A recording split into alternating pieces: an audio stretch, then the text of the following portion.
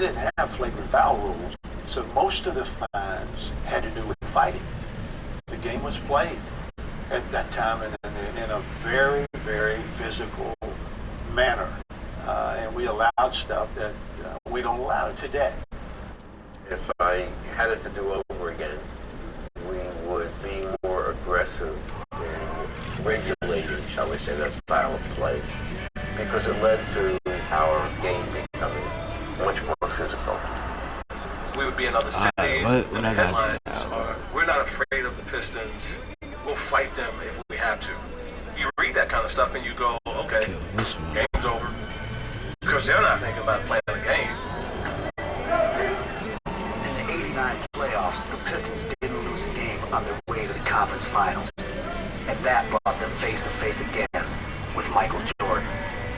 Jordan and the Bulls won a game in Detroit. And then he looked practically invincible in Chicago. And with seconds left in Game 3, the ball was in his hands with a chance to go up 2-1 in the series. 5 seconds to go. Jordan off the play.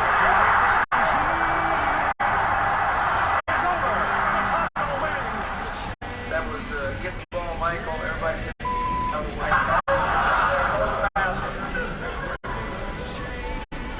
Talked to Isaiah later that night. He said he went out by Michigan Avenue on water out there. He said he stood out there for like 4 or 5 hours. Dumars and I were on the phone for hours talking about 23 and Ray.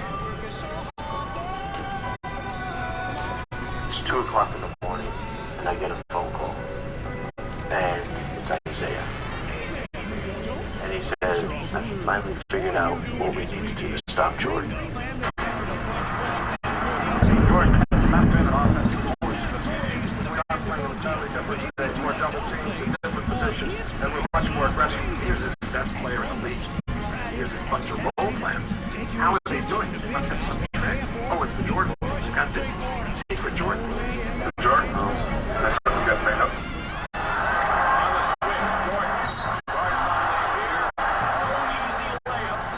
Jordan move? No, I don't know what that is. It was like the Vinci Code, the formula, the Coca-Cola, and the Jordan move. You're not going to give your game plan away on television, man. This is the Jordan rules.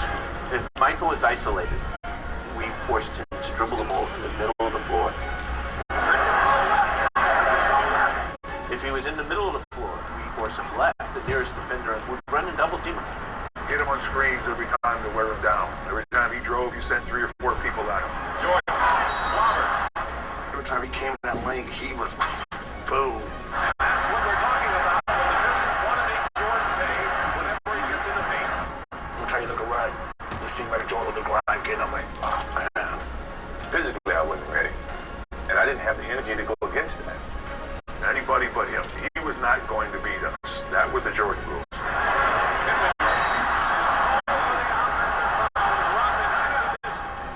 We didn't need to think about Scottie Pippen. It was Michael Jordan and the Jordan-heirs, and you can't win championships like that with only one player.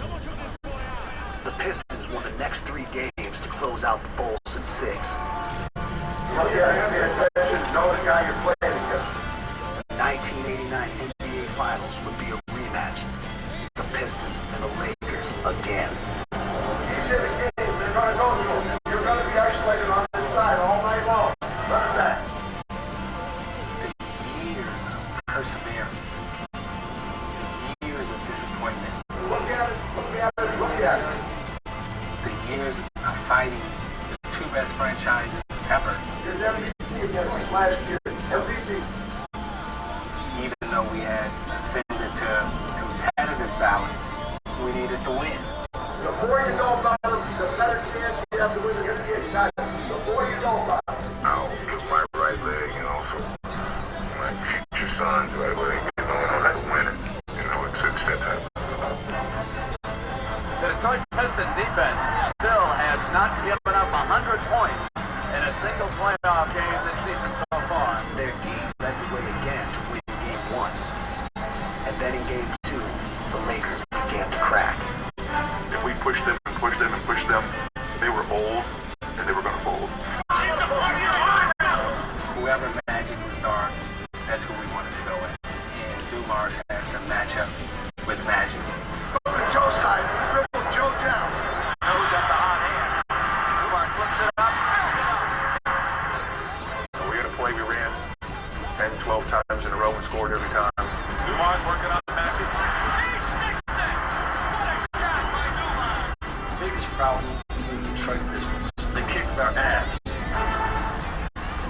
Johnson had pulled a hamstring late in Game 2, pretty much ending his series. So the Pistons headed to LA 2 wins away. And now, the target was James Worthy. Now here we have one of the great offensive players in this league going against the toughest defensive guy. This is the best athlete I've ever played against. And to make things worse, he knew how to get in your head. By yourself, Warren, by yourself! Dennis would squeeze your butt. And like, for 3 quarters, you'd be looking at this guy like, what's wrong with him? I think Rick Mahorn taught me that one.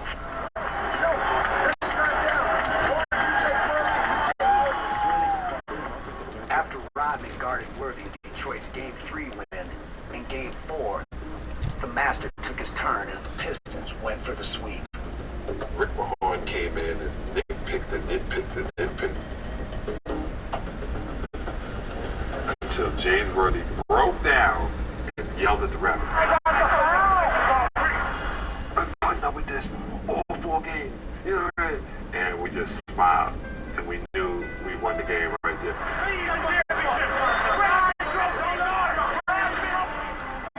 This time around, there wasn't going to be a steal, a sprained ankle, or anything else. Detroit swept the Lakers, ending another dynasty. The Bad Boys were NBA champions.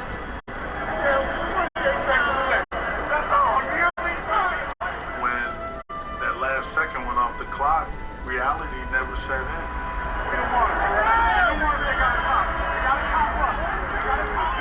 It gives me goosebumps now. It feels like we're the champs. We're the world champs. The next thing you know, you go like, we're the champs. The 1989 finals are history. Hail the new champions, the Detroit Pistons. I needed to come over to Isaiah and champion him. Somebody needed to put him up on the pedestal. It wasn't about Larry. It wasn't about Magic. He finally was a champion. I can speak for myself only, but I think Isaiah probably feels the same way. It's exhilaration, you won the championship, but know what a great feeling it is. But actually, it's relief.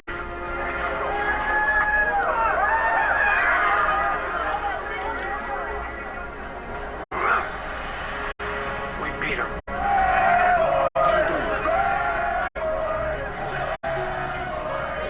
It was the best night of my life. I just remember calling back and talking to my dad and him being like, man, you guys did it. When you have that feeling of being the absolute best at what you do, and there's nobody else in the world that's better,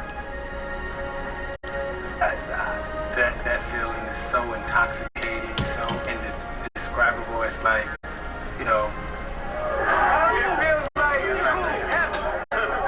Like the Ohio player said, heaven must be like this. Heaven must be like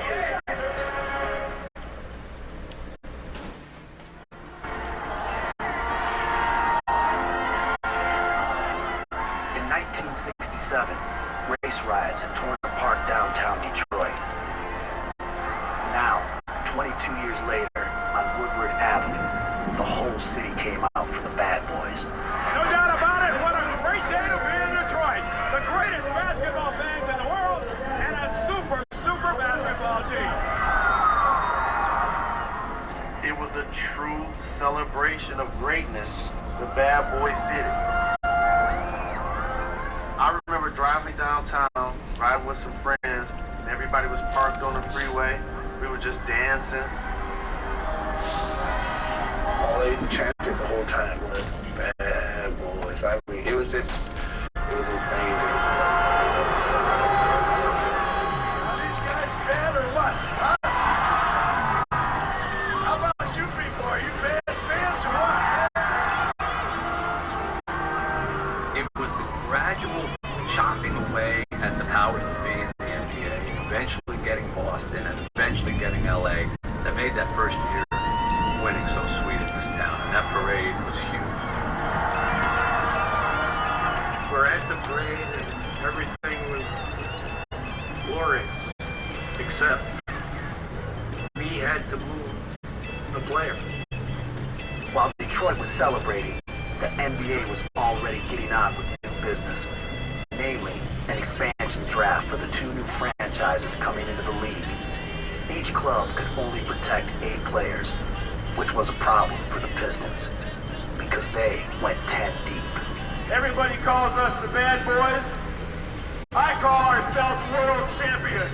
I'd like to thank you, Jack McCloskey, for helping me with my weight problem. I want to thank everybody on this team for allowing me to love basketball again. There was no Twitter, there was no Facebook, there was no cell phone to people calling you. So bring us to the locker room. They told us that Rick was picked up in the expansion draft. To have Rick have to go through it on that day, have us have to go through it on that day. That was awful. It was the highest of the high and the lowest of the lows. It hurts even talking about it a little bit because, I wanted to be that person to protect it. But, excuse me.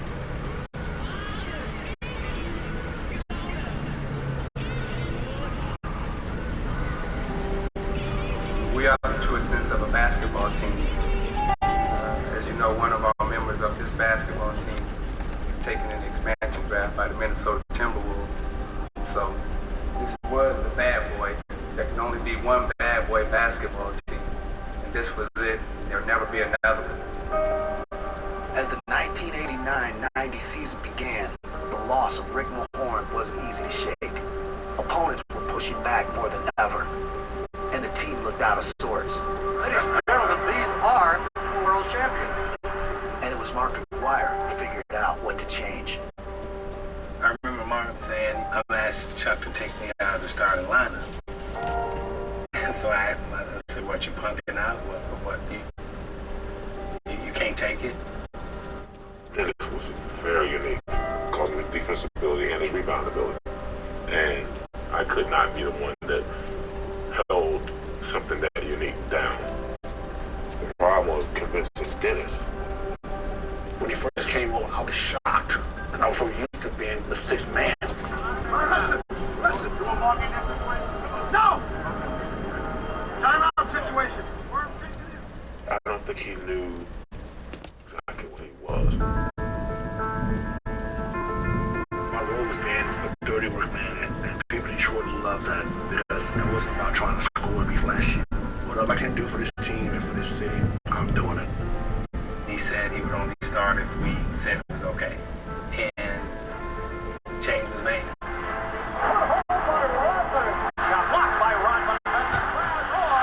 Dennis Rodman was inserted to the starting lineup. And all of a sudden, boom, you let the jack in the box out of the box. Rodman has been a sensational rebounding and defensive star for Detroit's victories.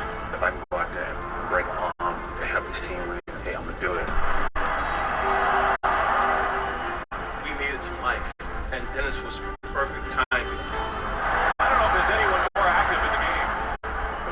The Pistons won 25 of their first 26 games with their new starting lineup to finish on top of the Eastern Conference again. They were the NBA's top defensive team, and Dennis Rodman was voted Defensive Player of the Year. He'd come a long way from mopping floors in an airport. I was so happy to win that award because I was like,